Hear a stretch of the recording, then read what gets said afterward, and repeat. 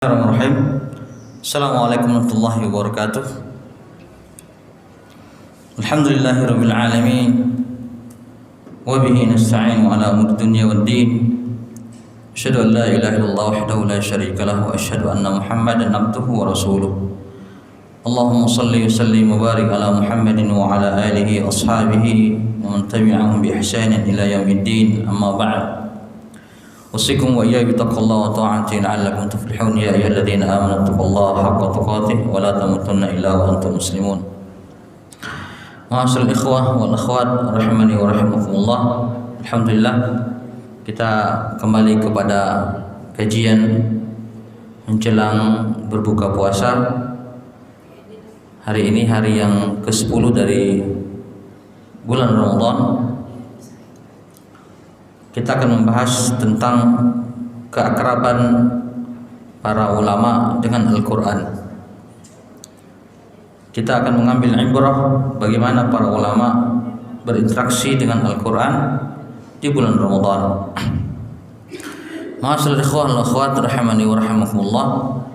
Ramadan adalah bulan yang penuh dengan keutamaan dan keistimewaan. Salah satunya dengan Al-Quran, karena bulan tersebut kitab suci umat Islam diturunkan, kitab yang mengandung di dalamnya hidayah untuk kebaikan agama dan dunia bagi seorang hamba, kitab yang menjelaskan kebenaran dengan sangat terang benderang, kitab yang menjadi furqan, pembeda antara hak dan batil, petunjuk dan kesesatan, orang yang beruntung dan orang-orang yang celaka. Allah Subhanahu wa taala berfirman, "Syahrul Ramadan alladzi unzila fihi al-Qur'an hudan lin-nasi wa bayyinatin minal huda wal furqan." Bulan Ramadan, bulan yang di dalamnya diturunkan Al-Qur'an sebagai petunjuk bagi manusia dan penjelasan mengenai petunjuk dan pembeda antara yang hak dan yang batil. Surah Al-Baqarah ayat 185. Kita juga bisa lihat puasa Nabi sallallahu alaihi wasallam diiringi dengan qiraah Al-Qur'an dan mentadabburinya. Jadi puasanya Nabi sallallahu alaihi wasallam itu diiringi dengan qiraah Al-Qur'an dan mentadabburinya. Jibril selalu datang kepada Nabi sallallahu alaihi wasallam setiap bulan Ramadan untuk memperdengarkan bacaan Al-Qur'annya. Diriwayatkan dari Ibnu Abbas radhiyallahu anhuma, ia berkata, adalah Nabi sallallahu alaihi wasallam yang paling pemurah dalam kebaikan. Beliau akan semakin dermawan di bulan Ramadan saat Jibril mendatanginya dan mengkaji Al-Qur'anul Karim. Adalah Jibril mendatanginya setiap malam dari bulan Ramadan dan memperdengarkan Al-Qur'an kepadanya. Maka saat ditemui oleh malaikat Jibril, Rasulullah SAW menjadi lebih pemurah dengan kebaikan. Pemurahannya ini bagaikan hembusan angin yang lembut, sebagaimana diriwayatkan oleh Bukhari dan Muslim. Ibnu Rajab rahimahullah ta'ala mengatakan, hadis tersebut menunjukkan sunnahnya mengkaji Al-Quran di bulan Ramadan, berkumpul untuk mengkajinya. Dan juga di dalamnya terdapat dalil anjuran untuk memperbanyak tilawah Al-Quran, bacaan Al-Quran, karena pada malam hari kesibukan sudah tidak ada, tekad menguat, sementara hati dan lisan bersatu untuk merenungkan sebagaimana firman Allah Subhanahu wa taala dalam Al-Quran, "Inna nasyiatal laili hiya asyaddu wat'an wa aqwamu qila." Sesungguhnya bangun di waktu malam adalah lebih tepat, lebih khusyuk, dan bacaan di waktu itu lebih berkesan. Surah Al-Muzammil ayat 6. Ikhwani wa akhwati a'azanallahu wa iyyakum ajma'in. Bagaimana keakraban para ulama dengan Al-Qur'an di bulan Ramadan? Ikhwani fillah a'azanallahu wa iyyakum ajma'in. Disunnahkan memperbanyak baca Al-Qur'an di bulan Ramadan dan berusaha untuk mengkhatamkannya. Walaupun itu bukan perkara yang wajib. Jika kita tidak mengkhatamkan Al-Quran, maka itu bukan sebuah dosa. Tapi sayang sekali kalau kita meluputkan pahala besar ini. Karena Nabi SAW mengkhatamkan Al-Quran di bulan Ramadan.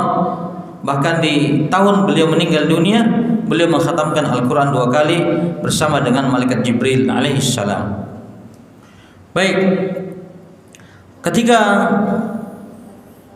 Ibnu Utsaimin rahimahullah ta'ala ditanya apakah wajib mengkhatamkan Al-Quran di bulan Ramadan, maka beliau mengatakan tidaklah wajib, tetapi alangkah ruginya bila seorang mukmin tidak mengkhatamkan Al-Quran di bulan Ramadan. Ikhwani wa akhwati a'azinallahu wa iyyakum ajma'in, saya nukilkan beberapa kisah atau contoh dari para ulama bagaimana mereka berinteraksi dengan Al-Quran di bulan Ramadan. Seorang ulama yang bernama Al-Aswad bin Yazid rahimahullah ta'ala, seorang ulama besar dari kalangan tabi'in yang meninggal dunia di tahun 74 atau 75 Hijriah di Kufah. Beliau biasa mengkhatamkan Al-Quran setiap 2 malam di bulan Ramadan. Sebagaimana dikatakan Ibrahim An-Nakhai rahimahullah ta'ala, kana al-aswadu yakhtimul Qur'ana fi Ramadan fi kulli lailatain. Al-Aswad biasa mengkhatamkan Al-Quran di bulan Ramadan setiap 2 malam. Subhanallah. Kemudian disebutkan dalam kitab yang sama, di bulan Ramadan, di luar bulan Ramadan, Al-Aswad biasa mengkhatamkan Al-Quran dalam 6 malam. Dan patut diketahui bahwa beliau istirahat di malam hari hanya antara Maghrib dan Isya. Setelah itu beliau menghabiskan waktu untuk membaca Al-Quran dan beribadah kepada Allah Subhanahu wa ta'ala. Kemudian sahabat Utsman bin Affan radhiyallahu anhu, pada bulan Ramadan beliau mengkhatamkan Al-Quran setiap 1 hari sekali. Imam Nawawi rahimahullah ta'ala berkata, adapun yang mengkhatamkan Al-Quran dalam 1 rakaat, dalam 1 rakaat salat, maka tidak bisa dihitung karena banyaknya. Subhanallah. Di antara orang-orang yang mengkhatamkan Al-Quran dalam 1 rakaat salatnya yaitu Utsman bin Affan, Tamim Ad-Dari, Said bin Jubair radhiyallahu anhum ajmain. Mereka rata-rata mengkhatamkan Al-Quran dalam 1 rakaat. Jadi kalau di rakaat yang kedua dalam 1 salat mereka mengkhatamkan 2 kali Al-Quran. Subhanallah. Imam Az-Zahabi rahimahullah ta'ala berkata, telah diriwayatkan dari banyak jalur bahwa Abu Bakar bin Ayyash tinggal selama 40 tahun mengkhatamkan Al-Quran sekali dalam sehari semalam. Subhanallah. Berarti dalam 1 bulan 30 kali dikali 40 tahun, berapa ribu kali beliau mengkhatamkan Al-Quran. Dan seorang ulama dari kalangan tabi'in yang bernama Qatadah bin Da'amah atau bin Da'amah rahimahullah ta'ala, yang meninggal dunia pada tahun 60 Hijriah. Beliau adalah seorang murid dari sahabat Anas bin Malik radhiyallahu anhu. Beliau disanjung oleh Imam Ahmad bin Hanbal rahimahullah ta'ala sebagai ulama pakar tafsir dan paham akan perselisihan ulama dalam tafsir. Sampai-sampai Sufyan Ats-Tsauri rahimahullah ta'ala mengatakan bahwa tidak ada di muka bumi ini yang serupa dengan Imam Qatadah. Dan beliau menamatkan Al-Quran setiap sepekan sekali di awal Ramadan atau di luar Ramadan. Jadi sepekan sekali beliau mengkhatamkan Al-Quran di luar Ramadan. Kemudian idza jaa Ramadan, dan kalau datang bulan Ramadan, Imam Qatadah khatama fi kulli 30. Beliau mengkhatamkan per 3 hari. Subhanallah. Fa idza jaa al-'ashru khatama kulla lailah. Dan kalau datang 10 malam terakhir, Imam Qatadah itu mengkhatamkan Al-Quran setiap malam. Setiap malam.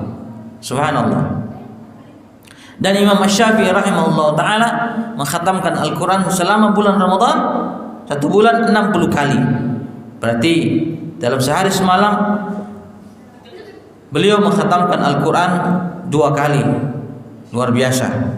Dan ulama Ibnu Asakir, ulama pakar hadis dari negeri Syam, yang dikenal, beliau menulis kitab yang bernama Tarikh Dimashq, sejarah Dimashq.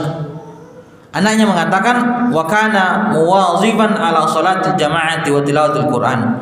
Ibnu Asakir adalah orang yang biasa merutinkan salat berjamaah dan tilawah Al-Quran. Yakhtimu kulla Jum'ah, mengkhatamkan Al-Quran setiap Jumat, setiap pekan. Wa yakhtimu fi Ramadan kulla yaum, dan bulan Ramadan Ibnu Asakir mengkhatamkan Al-Quran setiap hari. Berarti selama Ramadan dia mengkhatamkan 30 kali. Subhanallah. Karena beliau wa kana katsirul nawafil wal azkar. Beliau memperbanyak salat sunnah dan banyak berzikir. Karena ikhwani fillah, ibadah yang paling baik, ibadah yang paling agung, ibadah yang paling baik itu adalah ibadah yang diiringi dengan zikir yang banyak. Jadi kita berpuasa, perbanyak zikir, perbanyak istighfar, perbanyak tahlil, tahmid kepada Allah Subhanahu wa taala. Imam Az-Zuhri rahimahullah taala ketika memasuki bulan Ramadan, ini ulama tabi'in, beliau meninggalkan majelis-majelis ilmu, artinya beliau tidak mengajar. Beliau mengatakan sesungguhnya pekerjaan di bulan Ramadan itu membaca Al-Quran dan memberi makan. Maksudnya memberi makan orang-orang yang berpuasa. Kemudian Abdul Razzaq rahimahullah taala berkata, Sufyan As-Sawri jika sudah masuk Ramadan meninggalkan segala bentuk ibadah dan hanya membaca Al-Quran. Subhanallah. Ikhwani fillah, a'azinallahu wa iyyakum ajma'in. Ini para ulama bagaimana mereka berinteraksi dengan Al-Quran di bulan Ramadan. Kemudian yang saya ingin perjelas sedikit bahwa ada hadis yang Nabi SAW melarang orang untuk mengkhatamkan Al-Quran kurang dari 3 hari. Kurang dari 3 hari. Ketika Abdullah bin Amr bin As bertanya kepada beliau, saya mampu menyelesaikan Al-Quran. Dia bertanya kepada Nabi SAW, berapa hari saya harus khatamkan Al-Quran? Kata Nabi SAW, sebulan. Kemudian Abdullah bin Amr bin As mengatakan, saya mampu kurang dari itu, yaitu 1 pekan. Kata Nabi SAW, kalau begitu laksanakan. Tapi kemudian Abdullah bin Amr bin As mengatakan, saya mampu lebih dari itu, 3 hari. Kata Nabi SAW, jangan kurang daripada 3 hari. Tapi yang dimaksud ini ikhwani fillah adalah orang-orang yang menghatamkan Al-Quran tidak mentadabburinya. Tapi kalau orang mentadabburinya, kurang daripada itu dibolehkan, sebagaimana perkataan para ulama. Karena para ulama dalam sejarahnya mengkhatamkan Al-Quran 1 hari dalam sehari, bahkan Imam Syafi'i 2 kali dalam sehari semalam. Yang dinafikan adalah orang-orang yang tidak mampu mentadabburi Al-Quran. Tapi bagi orang-orang yang mentadabburi Al-Quran, boleh mengkhatamkan Al-Quran 1 hari, bahkan 2 kali dalam 1 hari. Ikhwani fillah, azanallahu iyyakum ajmain. Mudah-mudahan ini bisa memotivasi kita untuk memperbanyak membaca Al-Quran dan mengkhatamkannya di bulan Ramadan. Nasallahu subhanahu wa ta'ala al-hidayah wa taufiq. Nakhtatim bi kafaratul majlis. Subhanakallah bihamdika asyhadu an la ilaha illa anta astaghfiruka wa atubu ilaik. Assalamualaikum warahmatullahi wabarakatuh. Ayo kita